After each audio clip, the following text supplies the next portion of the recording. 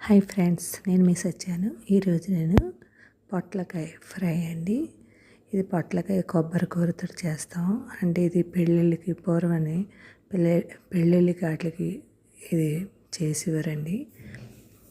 ఇప్పుడు అలా చేసి చూస్తున్నాను, చేసి చూపిస్తున్నాను. ఇది కొబ్బరి కూర కొద్దిగా కాయ ముక్కలు కోసుకొని మిక్సీ చేసుకోవాలి కూరలాగా.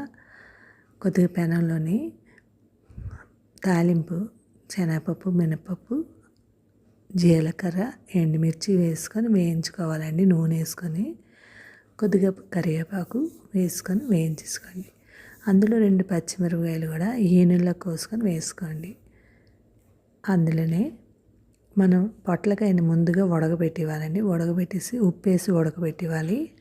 ఇలాగా బాగా మెత్తగా ఉడకకూడదు, ఇలా పిండేసి వేసుకోవాలి.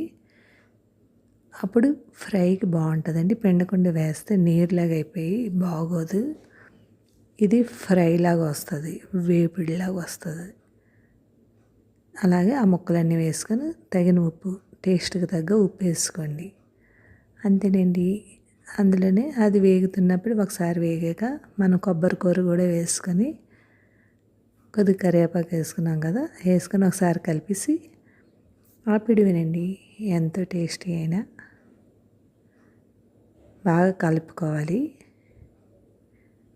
ఇవి 10 నిమిషాలు, పావు గంటలో అయిపోయి కూరలండి ఇవి. మనకి పొట్లకాయ ఉడికిపోయి ఉందనుకోండి, ఇలాగా చేసుకోవచ్చు. పావు గంటలో ఇంచుమించు పావు గంట లోపల అయిపోతాయి కూరలు ఇవి ఫ్రై. అంతేనండి, వేసి కాపేయడమే.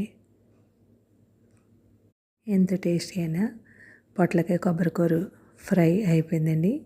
మీరు ట్రై చేయండి. Thank you. సబ్స్క్రైబ్ చేయండి, లైక్ కొట్టండి, కామెంట్ పెట్టండి. బాయ్.